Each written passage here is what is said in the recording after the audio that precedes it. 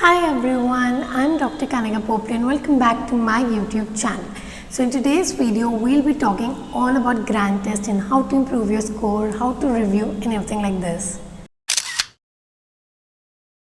So the first time when I gave GT was I think in July. I started my preparation in mid of May. So I started giving GTs regularly every month, like once in a month from July. So the first time when I gave my GT, I think I had barely done any like 2 or 3 subjects and I had scored, let's just guess my score when I gave my first GT. So probably any guesses you make, I'm pretty sure that my score was much less than what you could guess. So I scored around 109, 110, which was not even 10% of the total score, that is 1200. So yeah, that was my score, and believe me, I wasn't like taken aback or demotivated. At least I just thought that this is what my baseline is. At least I did not score negative. Yeah. So now when you know that your baseline is this, and this is like way back in July, now is September, you should probably start giving GTs already. So when you know that your baseline is this much, now you know that you need to put in a lot of hard work, more than anyone else, and you also know that you have to complete the subjects as soon as possible.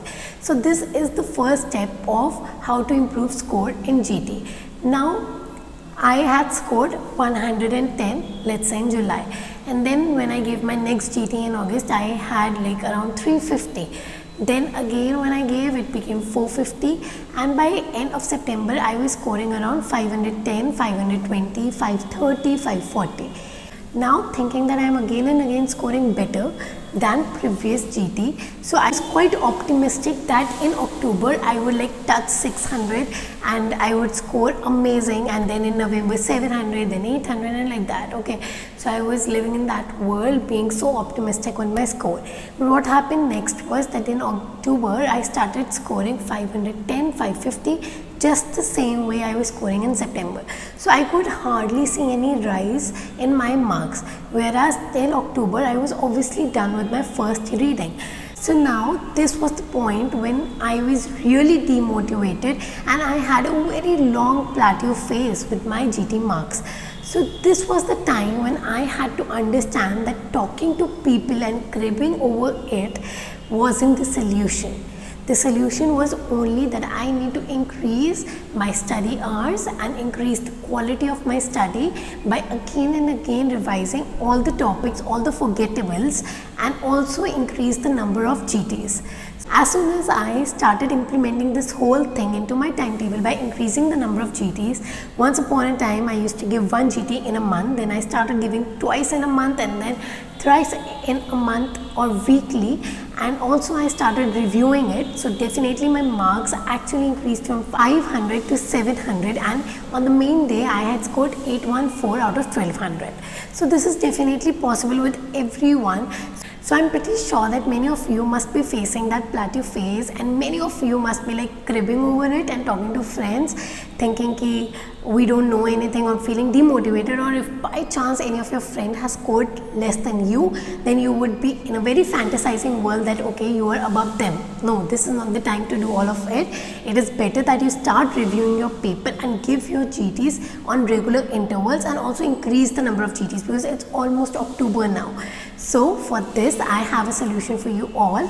So Prep Ladder has a NEETPG pattern mock test every month. So every 4th Wednesday of the month they conduct that.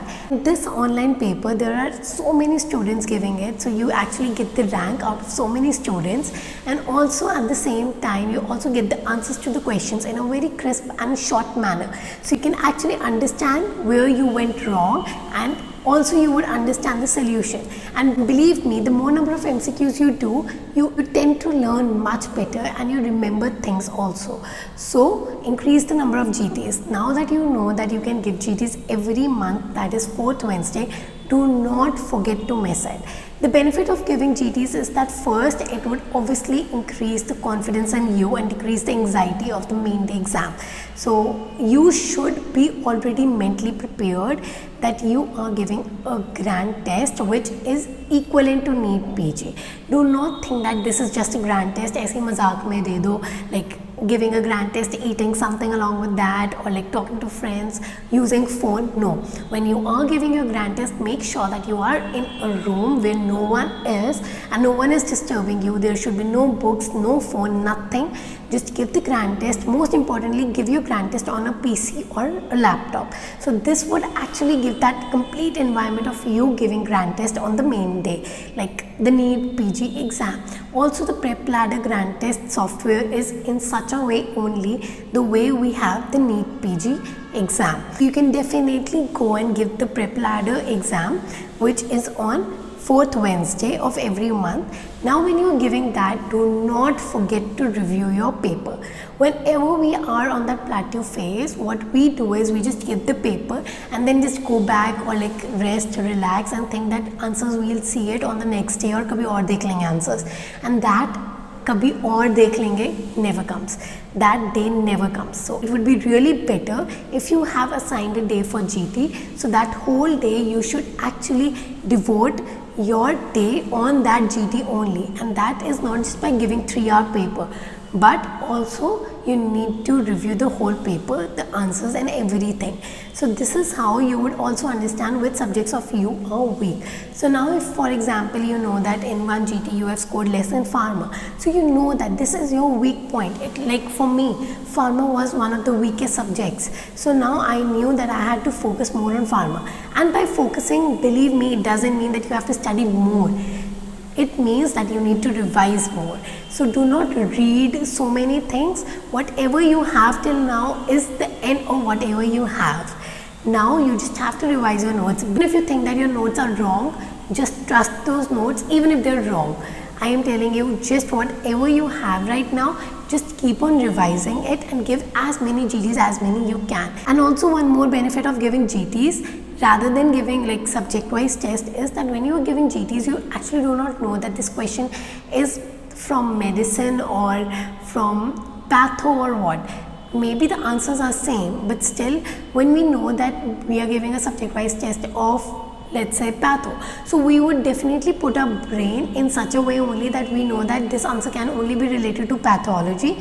So we'll always answer the MCQ in that way only. So once you are giving a grand test wherein you have all the subjects included, so it becomes very difficult and also brain teasing for you to understand what the answer can be, what the examiner is asking, and you would maybe get multiple of answers and multiple of ideas while solving that question.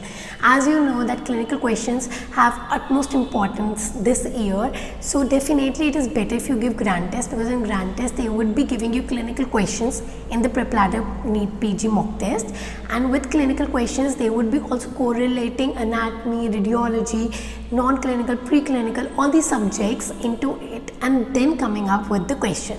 So this practice is very important. You need to have this drill as many times as possible.